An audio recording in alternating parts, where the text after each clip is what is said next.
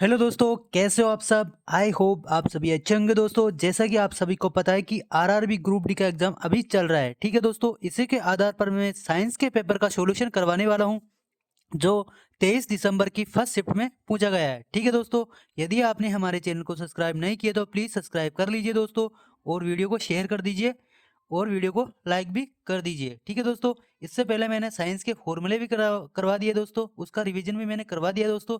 यदि आपने नहीं देखा तो प्लीज़ देख लीजिए दोस्तों, क्योंकि फॉर्मूले से क्वेश्चन आ रहे हैं दोस्तों, और न्यूमेरिकल के 3 क्वेश्चन आ रहे हैं। ठीक है दोस्तों, यदि आपको फॉर्मूले याद होंगे ना दोस्तों, तो आप न्यूमेरिकल आराम से कर लोगे। ठीक है, चलिए शुरू करते हैं दोस्तों। पहला ही क्वेश्चन है दोस्तों, वो है सिरका। सिरका किसका जो होता है 5 से 8% मिश्रण होता है। ठीक है दोस्तों, ऐसा क्वेश्चन पूछा गया है दोस्तों 23 दिसंबर की फर्स्ट शिफ्ट में। तो इसका आंसर हो जाएगा दोस्तों, जो एसिटिक एसिड होता है ना दोस्तों, उसका और पानी का मिश्रण होता है। ठीक है, क्यों कौन सिरका। तो इसका राइट आंसर हो जाएगा दोस्तों एसिटिक एसिड, जो ऑप्शन में दिया हुआ था। ठीक है, नेक्स्ट क्वेश्चन था दोस्तों, त्वरण किसके बराबर हो, त्वरण किसके बराबर हो होता है। ठीक है दोस्तों, तो ऐसा पूछा था, मतलब त्वरण का फॉर्मूला पूछा गया था, है ना। तो त्वरण क्या होता है दोस्तों, तो त्वरण होता है दोस्तों वेग में परिवर्तन की दर को त्वरण कहते हैं। ठीक है, और दोस्तों वेग में परिवर्तन की दर को इस प्रकार से भी लिख सकते हैं दोस्तों, अंतिम वेग माइनस का प्रारंभिक वेग बटेवा समय। ठीक है, तो ये इसका फॉर्मूला है दोस्तों, तो आप ध्यान रख लेना दोस्तों। ठीक है, ये किससे आता है दोस्तों, तो गति का जो पहला समीकरण होता है ना दोस्तों, वो होता है यू वी प्लस का वी बराबर होता है वी बराबर यू प्लस का ए टी, है ना। तो आप ध्यान रख लेना दोस्तों, ये क्वेश्चन पूछा गया है। ठीक है, तो आपने फॉर्मूला रिवीजन नहीं किया तो प्लीज रिवीजन कर लीजिए। नेक्स्ट क्वेश्चन था दोस्तों, घनत्व की एसआई इकाई क्या होती है। तो घनत्व की इकाई पूछी गई थी, तो घनत्व की इकाई जो होती है वो किलोग्राम मीटर क्यूब होती है। घनत्व का फॉर्मूला क्या होता है दोस्तों, तो द्रव्यमान एकांक आयतन पर द्रव्यमान, यानी द्रव्यमान बटे हुए आयतन जो होता है ना, वो घनत्व के बराबर होता है। द्रव्यमान का जो मात्रक होता है वो किलोग्राम होता है दोस्तों, और आयतन का जो होता है वो फॉर्मूला होता है, मात्रक होता है वो मीटर क्यूब होता है। तो इसका मात्रक हो जाएगा दोस्तों किलोग्राम मीटर क्यूब, किलोग्राम प्रति मीटर क्यूब, है ना। तो ध्यान रख लेना दोस्तों, ये क्वेश्चन पूछा गया है। नेक्स्ट क्वेश्चन है दोस्तों, एक वाहन का जो ओडोमीटर है दोस्तों, यात्रा की शुरुआत में कितना 3000 किलोमीटर दिखाता है। ठीक है, और यात्रा पूरी करने के बाद 3200 किलोमीटर की दूरी दिखाता है। तो यात्रा में कुल 4 घंटे का समय लगता है, तो उसकी औसत गति पूछी गई है। ठीक है दोस्तों, तो इसको कैसे सोल्व करेंगे दोस्तों, तो इसको देखो दोस्तों, इसमें क्या है, शुरुआत में कितना है, जो जब स्टार्ट नहीं हुई थी ना दोस्तों, तो उस समय 3000 किलोमीटर थी, है ना, और बाद में 3200 हुई। तो वास्तव में कितना परिवर्तन हुआ दोस्तों, पहले 3000 थी, 3000 किलोमीटर पर थी जब स्टार्ट नहीं हुई थी, तो स्टार्ट होने के जब यात्रा पूरी हुई तो 3200 किलोमीटर हो चुका था, है ना। तो दोस्तों इसमें से इसमें माइनस कर लेंगे तो कितना उसने तय करी थी, तो कितना 200 किलोमीटर उसने तय करी थी।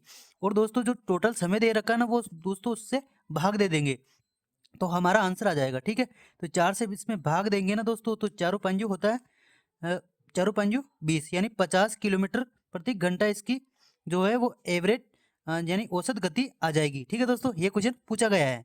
तो एवरेज औसत गति का फॉर्मूला होता है दोस्तों टोटल दूरी अपॉन टोटल समय।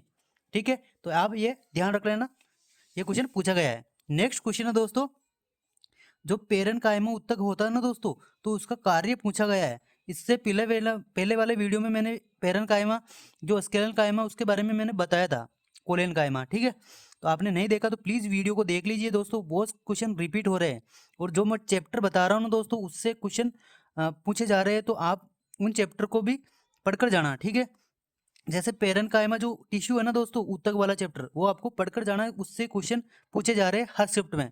ठीक है, मोस्ट इंपॉर्टेंट है दोस्तों। तो ये क्या, इसका कार्य क्या होता है दोस्तों, तो पेरन कायमा का कार्य होता है दोस्तों पैकेजिंग करना।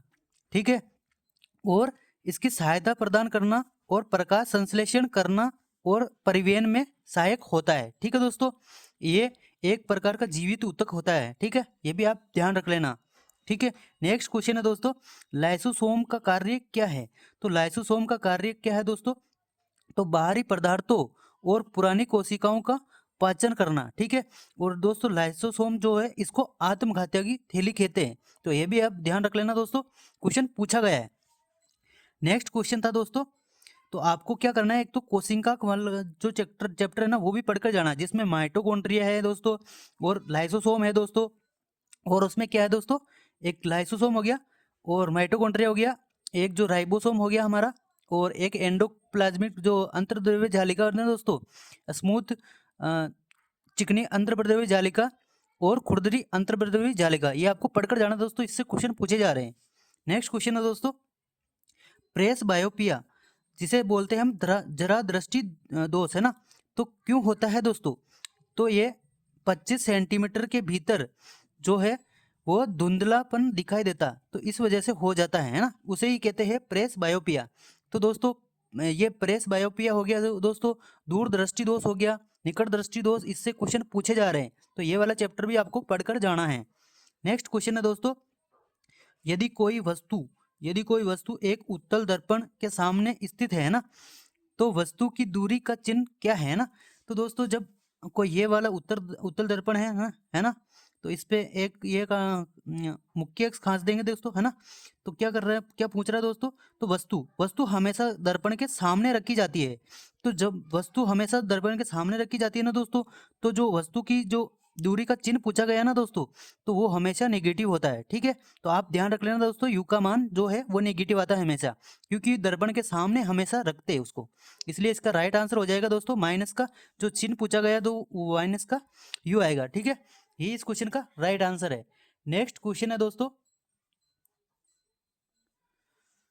मधुमक्खी पालन के लिए आवश्यक है, क्या आवश्यक है दोस्तों, ऐसा पूछा गया है। तो साल भर जो है फूलों की संख्या का बढ़ाना, यही ऑप्शन में दिया हुआ था, ठीक है दोस्तों। इसका राइट आंसर यही हो जाएगा। नेक्स्ट क्वेश्चन है दोस्तों, इसमें क्या पूछा गया है दोस्तों, दो जो है परिभाषाएं दी ही, और उनमें से पूछा गया था भाई कौन सी सही है ना, तो ऐसा क्वेश्चन पूछा गया है। तो ऐसे भी आपको पढ़कर जाना है। तो अम्ल और क्षार को मिलाने पर रासायनिक रूप से जो उदासीन हो जाता है, तो दोस्तों जब अम्ल और क्षार की जब रिएक्शन होती है ना दोस्तों, तो उसे उदासीनीकरण अभिक्रिया कहते हैं, तो ये सही है दोस्तों। और जब प्रोडक्ट बनता है तो क्या बनता है दोस्तों, तो लवण प्लस जल बनता है, ठीक है। तो इसलिए इसको उदासीनीकरण अभिक्रिया कहते हैं, ठीक है। और दोस्तों दूसरा ऑप्शन दिया हुआ था, इस प्रक्रिया में नमक और पानी शामिल नहीं होते हैं। तो दोस्तों इसमें तो शामिल होते हैं, ये बोल रहा है कि नहीं होता, तो ये गलत हो जाएगा। केवल निष्कर्ष एक जो है वो सही है ना। तो इसकी रिएक्शन भी देख लो दोस्तों, तो आपको अभिक्रिया वाला चैप्टर भी पढ़कर जाना है ना, उससे क्वेश्चन पूछे जा रहे हैं हर शिफ्ट में। तो दोस्तों जब HCl यानी अम्ल और क्षार NOH की रिएक्शन करवाते हैं, तो हमें प्राप्त होता है एक तो NaCl जैसे लवण कहते हैं, और साथ में जल प्राप्त होता है, ठीक है। यही क्वेश्चन पूछा गया है, ठीक है। तो इसका राइट आंसर हो जाएगा दोस्तों केवल ऑप्शन ए सही है ना। नेक्स्ट क्वेश्चन है दोस्तों, अयस्क से शुद्ध धातु प्राप्त करने के लिए किस विधि का उपयोग किया जाता है, तो ऐसा क्वेश्चन पूछा गया है, ठीक है दोस्तों। तो इसका राइट आंसर हो जाएगा दोस्तों, जो विद्युत अयस्क से निकाला जाता है ना दोस्तों, तो धातु को प्राप्त करने के लिए विद्युत अपघटन कराते हैं, और इसे इलेक्ट्रोलाइसिस भी कह सकते हैं ना। तो इंग्लिश में ऐसा लिखा हुआ हो सकता है, तो आपको कंफ्यूज नहीं होना दोस्तों, एक बार इंग्लिश में भी करके देख लेना है, ठीक है। और इसके उदाहरण भी याद रख लो दोस्तों, क्योंकि पूछा जा सकता है।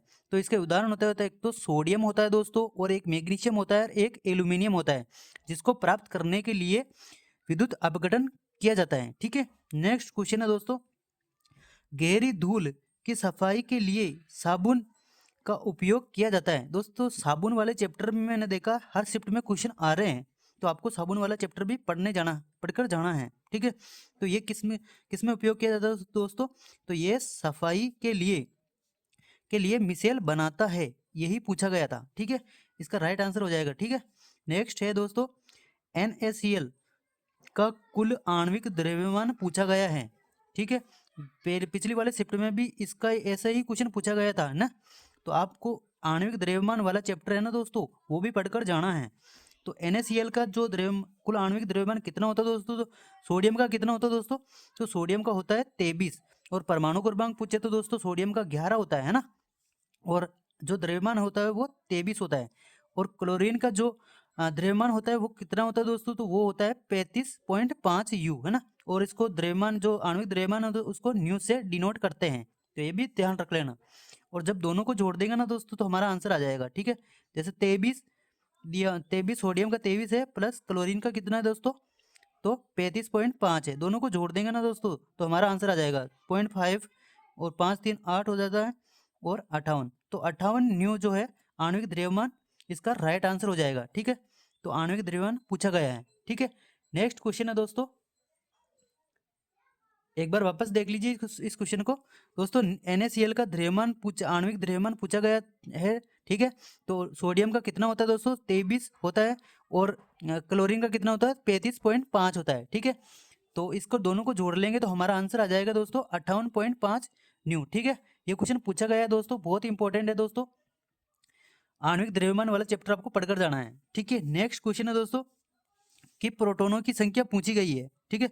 एक तो कार्बन है दोस्तों और कार्बन C6 है ना। तो कार्बन के दो समस्थानिक होते हैं दोस्तों, ठीक है। जिन पर समस्थानिक किसे कहते हैं दोस्तों, जिसकी परमाणु क्रमांक समान होते हैं दोस्तों और विभिन्न, और जो परमाणु द्रव्यमान होता है ना दोस्तों वो भिन्न भिन्न होता है, उसे समस्थानिक कहते हैं, ठीक है। तो समस्थानिक से क्वेश्चन पूछे जा रहे हैं तो वो वाला चैप्टर भी आपको पढ़कर जाना है, ठीक है। और दोस्तों जो प्रोटॉनों की संख्या पूछी गई है ना दोस्तों, वो इसके इलेक्ट्रॉनों की संख्या के बराबर हो जाएगा। यानी कितने हो जाएगा दोस्तों, तो प्रोटॉनों की संख्या हो जाएगी कार्बन में 6 और इस वाले में कितने 6, तो यही इसका राइट आंसर हो जाएगा। यदि द्रव्यमान संख्या पूछता ना दोस्तों तो ये ऊपरली वाली संख्या है ना दोस्तों, यही इसका राइट आंसर हो जाएगा, ठीक है। आपको ध्यान रख लेना। और दोस्तों जो द्रव्यमान संख्या होती है ना दोस्तों, द्रव्यमान संख्या क्या होती है दोस्तों, द्रव्यमान संख्या होती है न्यूट्रॉनों की संख्या, न्यूट्रॉन प्लस का होता है प्रोटॉन, ठीक है। इनका दोनों का योग होता है द्रव्यमान संख्या। तो ध्यान रख लेना, ये क्वेश्चन पूछा जा सकता है, ठीक है। आप ध्यान रख लेना, ठीक है। नेक्स्ट क्वेश्चन है दोस्तों, गुरुत्वाकर्षण गुरुत्वाकर्षण नियम से नहीं समझाया जा सकता है, ऐसा क्वेश्चन पूछा गया दोस्तों। तो गुरुत्वाकर्षण का फॉर्मूला क्या होता है दोस्तों, वो पिछले वाला वीडियो मैंने बताया था। F बराबर होता है G, कैपिटल G, द्रव्यमानों का गुणनफल, द्रव्यमानों का गुणनफल बटेवा उनके बीच की दूरी का वर्ग, ठीक है। तो ये आपको ध्यान रखना दोस्तों, इसका फॉर्मूला होता है। और दोस्तों जो उदाहरण में दिया हुआ था ना दोस्तों, तो ज्वार भाटा भी गुरुत्वाकर्षण के कारण ही आता है। और चंद्रमा जो का पृथ्वी के चक्कर लगाते हैं ना दोस्तों, तो वो भी गुरुत्वाकर्षण के कारण ही पॉसिबल है, ठीक है। और दोस्तों जो घूमना घूमना और बारिश, जो चारों ओर चक्कर लगाना और घूमना जो है वो इसका उदाहरण है दोस्तों। और बारिश की जो बूंद होती है ना का जमीन पर गिरना, ठीक है, तो वो भी किसका उदाहरण है, गुरुत्वाकर्षण का उदाहरण है, ठीक है। और दोस्तों दो आवेशित कणों के बीच का जो आवेश दिया हुआ था ना दोस्तों, तो वो कूलाम का हो जाएगा। तो ये इसका गलत आंसर हो जाएगा, ये इसका उदाहरण नहीं है, ठीक है दोस्तों। तो इसका राइट आंसर यही हो जाएगा, ठीक है। बाकी सारे इसके उदाहरण हैं, ठीक है। नेक्स्ट क्वेश्चन है दोस्तों, HIV संक्रमण जिसे विंडो पीरियड का अर्थ ये पूछा गया है, ठीक है। तो इसका राइट आंसर हो जाएगा दोस्तों, संक्रमण होने और टेस्ट में वायरस या एंटीबॉडी का पता चलने के बीच का समय, उसे ही कहते हैं विंडो पीरियड, ठीक है। जो HIV संक्रमण में होता है, ठीक है। नेक्स्ट क्वेश्चन है दोस्तों, यदि 15 ग्राम द्रव्यमान और 10 ग्राम द्रव्यमान के दो पदार्थ पूरी तरह अभिक्रिया करते हैं तो कुल द्रव्यमान पूछा गया है, ठीक है दोस्तों। तो दोस्तों अभी जो द्रव्यमान होता है ना दोस्तों, तो कांस्टेंट होता है। तो दोनों का जो कुल हो जाएगा वो कितना हो जाएगा दोस्तों, दोनों का योग हो जाएगा। तो एक का दे रखा है दोस्तों 15 ग्राम और दूसरा का दे रखा है 10 ग्राम, दोनों को योग कर लेंगे तो दोस्तों हमारा कुल द्रव्यमान आ जाएगा कितना, 25, ठीक है। तो 25 ग्राम हो जाएगा, ठीक है। और दोस्तों द्रव्यमान जो होता है ना दोस्तों वो संरक्षित राशि है, ठीक है। इसको एक रूप से दूसरे रूप में बदला जा सकता है, ठीक है। नेक्स्ट है दोस्तों, 3 किलोग्राम द्रव्यमान की एक वस्तु को 12 मीटर की ऊंचाई तक ले जाया जाता है। यदि जी का मान जो है 10 मीटर पर सेकंड स्क्वायर दिया हुआ है तो स्थितिज ऊर्जा पूछी गई है, ठीक है। एक शिफ्ट में पूछ लेता है गतिज ऊर्जा, दूसरे शिफ्ट में पूछ लेता है स्थितिज ऊर्जा, ठीक है। तो फॉर्मूले वाले चैप्टर आपको पढ़कर जाना है, ठीक है।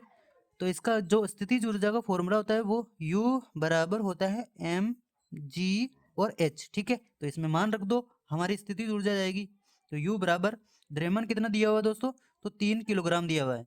और दोस्तों जी का मान 10 दिया हुआ है, और जो ऊंचाई दे रखी है वो कितनी है दोस्तों, तो वो 12 मीटर है। अब इसको गुणा कर लो दोस्तों, तो 12 तिया होता है 36 और एक जीरो, तो 36 जूल इस क्वेश्चन का राइट आंसर हो जाएगा। ठीक है दोस्तों, तो आपको फॉर्मूला वाला चैप्टर आपको पढ़कर जाना दोस्तों, बहुत ही ज़्यादा उससे क्वेश्चन आ रहे हैं।